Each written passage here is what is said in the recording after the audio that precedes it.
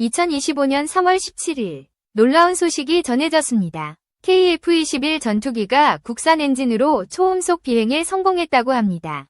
한국항공우주산업 KAI 이 개발한 KF-21 보라매가 마침내 음속의 벽을 돌파했습니다. 이는 한국 방산 역사의 한 획을 그은 사건입니다.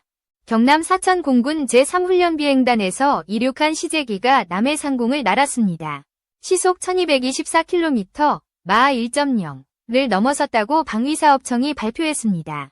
이번 비행은 국산 엔진의 성능을 입증한 쾌거입니다. 록히드 마틴을 포함한 세계 항공업계가 충격에 빠졌습니다. KF-21은 기존의 미국 GE 제-F414 엔진을 사용해왔습니다. 그러나 이번엔 한국이 독자 개발한 엔진으로 테스트를 진행했습니다. 국산 엔진은 한화에어로스페이스가 주도적으로 설계했습니다. 이는 한국의 기술 자립을 상징하는 결과로 평가됩니다. 초음속 비행 중 기체는 안정적인 구조를 유지했습니다. 충격파를 극복하며 완벽한 비행을 선보였다고 합니다. 방위사업청은 국산 엔진으로 초음속을 돌파한 최초의 사례라 밝혔습니다. 이는 TU-10과는 다른 순수 국내 기술의 승리입니다. 록히드 마틴은 F-35와 F-22로 스텔스 전투기 시장을 장악해왔습니다. 하지만 KF-21의 기술력의 놀라움을 감추지 못했습니다. 미국 항공 전문가 존 케이시는 한국의 엔진 기술이 예상보다 빠르다고 했습니다. 록히드 마틴도 긴장할 만한 수준이라 덧붙였습니다. KF-21은 4.5세대 전투기로 분류되지만 성능은 5세대에 근접합니다. 국산 AESA 레이더와 저피탐 설계가 핵심 기술입니다. 일본 팬들은 KF-21이 일본 전투기를 앞섰다고 반응했습니다. SNS에서 한국의 기술력이 부럽다는 댓글이 쏟아졌습니다. 세계 군사 전문가들은 KF-21의 초음속 비행에 충격을 받았습니다. 영국 제인스 디펜스 위클리는 게임 체인저라 평가했습니다. 러시아 전문가 세르게이 이바노프는 KF-21은 동아시아 공군력 균형을 바꿀 것이라 했습니다. 한국의 잠재력이 무섭다고 경고했습니다. KF-21은 최대 속도 마하 1.8을 목표로 설계됐습니다. 이번 테스트는 그 가능성을 입증한 첫걸음으로 보입니다. 국산 엔진의 추력은 약 15,000파운드로 알려졌습니다. 이는 GE 엔진과 비슷한 수준으로 추정됩니다. KAI는 엔진 국산화율이 60%를 넘었다고 밝혔습니다. 향후 80%까지 끌어올릴 계획이라고 합니다.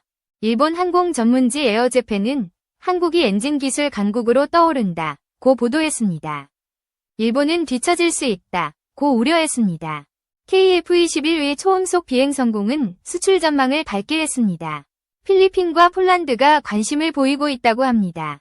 록히드 마틴은 필리핀의 F-16을 제안했지만 KF-21이 경쟁자로 떠올랐습니다. 가성비와 기술력이 강점으로 꼽힙니다. 군사 전문가 김민석은 KF-21은 록히드 마틴의 아성에 도전한다고 했습니다. 수출 시장에서 판도가 바뀔 것이라 전망했습니다. KF-21은 2026년 공군에 실전 배치될 예정입니다. 총 120대가 도입돼 노후 전투기를 대체합니다. 이번 테스트는 시제 2호기로 진행됐습니다. 국산 엔진 탑재 후 첫 초음속 비행으로 기록됐습니다. 일본 팬들은 KF-21 콘서트가 일본에서 열리길 바란다고 했습니다. 직접 보고 싶다는 열망을 드러냈습니다. KF-21의 AESA 레이더는 1000개 이상의 목표를 탐지합니다. 이는 F-35와 비교해도 손색 없는 성능입니다. 국산 엔진 개발에는 10년 이상의 연구가 투입됐습니다. 한화와 에드의 협력이 성공의 열쇠였습니다. 세계 항공업계는 한국이 엔진 강국으로 도약했다고 평가했습니다. 록히드 마틴의 독주에 제동이 걸렸습니다. KF-21은 블록 2 단계에서 공대지 무장 능력을 강화합니다. 블록 3에서는 스텔스 성능도 추가될 전망입니다. 프랑스 전문가 마리 르두는 KF-21은 유럽 전투기보다 앞선다고 했습니다. 한국 기술이 놀랍다고 감탄했습니다. 일본 방산 전문가 야마모토 타카시는 KF-21은 동아시아의 판도를 흔든다고 했습니다. 일본도 긴장해야 한다고 경고했습니다. KF-21의 국산 엔진은 연료 효율성도 뛰어납니다. 기존 GE 엔진 대비 10% 개선된 것으로 알려졌습니다. KAI는 2027년까지 엔진 성능을 최적화한다고 했습니다. 세계 시장에서 경쟁력을 갖출 것이라 자신했습니다. 중국 전문가 류웨이는 KF-21이 중국 J-20을 위협한다고 했습니다. 한국의 기술 진보가 두렵다고 반응했습니다. KF-21은 공대공 미사일 시험을 앞두고 있습니다. 이는 국산 무기 체계의 완성도를 보여줄 기회입니다. 일본 팬들은 KF-21은 트롯 가수만큼 매력적이라 농담했습니다. 무대 위에 스타 같다는 반응도 있었습니다. 로키드 마틴 관계자는 KF-21을 주시하고 있다고 했습니다. 경쟁이 치열해질 것이라 인정했습니다. KF-21의 초음속 비행은 4만 피트 고도에서 이뤄졌습니다. 약 1시간 동안 3차례 음속을 돌파했다고 합니다. 방위사업청은 KF-21은 한국 방산의 자부심이라 했습니다. 세계가 한국을 주목한다고 강조했습니다. KF-21은 8조 원 이상이 투입된 대규모 프로젝트입니다. 2015년부터 본격 개발이 시작됐습니다. 국산 엔진의 성공은 수출 허가 문제를 해결합니다. 미국 위존도를 줄이는 계기가 됐습니다. 군사 전문가 박영우는 KF-21은 동맹국에도 매력적이라 했습니다. 로키드 마틴의 시장을 잠식할 것이라 전망했습니다. KF-21의 저피탐 성능은 RCS 1m 2 미만으로 추정됩니다. 이는 준스텔스 수준으로 평가됩니다. 일본 팬들은 KF-21의 초음속 비행 영상을 보고 싶다고 했습니다. 너무 멋지다는 반응이 이어졌습니다. KF-21은 2032년까지 공군의 주력 전투기가 됩니다. F4와 F5를 완전히 대체할 예정입니다. 세계 군사 전문가들은 KF-21은 아시아의 게임 체인저라 했습니다. 한국의 기술력이 세계를 놀라게 했다고 입을 모았습니다. KF-21의 국산 엔진은 향후 우주 발사체에도 활용 가능합니다. 이는 한국 항공우주 기술의 미래를 보여줍니다. KAI는 KF-21은 한국의 꿈이 현실이 된 결과라 했습니다. 일본 팬들의 사랑도 큰 힘이 된다고 감사했습니다. 2. KDDX 선도함 유보의 HD 현대중 국익원 측대로 vs 하나오션 경쟁 입찰 27일 결론 낼 듯. 방위사업청이 17일 한국경차기 구축함 선도함 건조 주체를 정하기 위한 회의를 열었지만 결론을 내지 못하고 오는 27일 추가 회의를 거쳐 결정하기로 했다.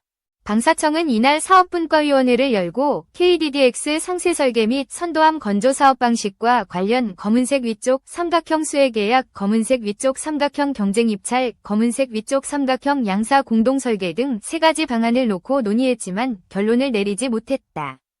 방사청 관계자는 수혜 계약 필요 사유와 공동 개발 방안 등을 더 검토해 깊이 있게 논의하기로 했다고 말했다. 사청은 내달 2일 예정된 방위산업추진위원회 전 27일 다시 사업분과위원회를 소집하고 사업 추진 방식을 정할 방침이다. KDDX는 선체와 이지스 체계를 모두 국내 기술로 건조하는 첫 국산 구축함 사업이다. 총 6척을 건조할 계획으로 사업비는 7조 8천억 원에 달한다. 한국경차기 구축함 선도함 건조를 두고 치열한 경쟁을 벌이고 있는 HD 현대중공업과 하나오션이 17일 방위사업청의 결론 유보에 신경전을 이어갔다. 방사청은 이날 사업분과위원회에서 KDDX 상세 설계 및 선도함 건조 사업 방식을 두고 검은색 위쪽 삼각형 수혜 계약, 검은색 위쪽 삼각형 경쟁 입찰, 검은색 위쪽 삼각형 양사 공동 설계 등 3가지 방안을 놓고 논의했지만 결론을 내리지 못했다. HD 현대중공업과 하나오션은 각각 자사에 유리한 방식으로 결정해야 한다는 입장이다. 기존의 관행에 따라 KDDX 기본 설계를 담당했던 자사가 수혜 계약을 해야 한다는 입장을 강조한 것이다. 하나오션 측은 분과위 이후 이례적으로 기자단의 입장문을 보내 이번 분과위 안건 보류는 그동안 일방적으로 추진돼온 수혜 계약 사업 방식의 부당성을 다시 한번 보여준 것이라며 경쟁 입찰 방식이 원칙이라고 강조했다. 다만 전력화 지연 우려를 극복하고 K해양방산 경쟁력을 제고하기 위해 공동계약 방안에 대승적으로 협력하겠다고 덧붙였다. HD 현대중공업 관계자는 방위산업추진위원회 최종 의결 전에 분과위 경과에 대해 방산업체 차원에서 입장을 밝히는 것 자체가 부적절하다면서도 그동안 기업의 입장은 충분히 전달된 만큼 이제는 규정과 원칙에 따라 국익에 가장 부합하는 결정이 이뤄질 것으로 기대한다고 말했다. 당초 KDDX 사업은 2023년 12월 기본 설계 완료 이후 지난해 KDDX 상세 설계 및 선도함 건조 사업에 착수할 예정이었으나 HD 현대중공업과 하나오션 등 두 업체의 법적 분쟁과 과열 경쟁으로 사업이 1년 이상 지연됐다. HD 현대중공업은 KDDX 기본 설계를 담당한 자사가 관행대로 수혜 계약을 해야 한다는 입장이나 하나오션은 군사기밀 관련 사고를 일으킨 HD 현대중공업의 전력을 감안해 수혜 계약이 아닌 경쟁 입찰로 진행해야 한다고 주장해왔다.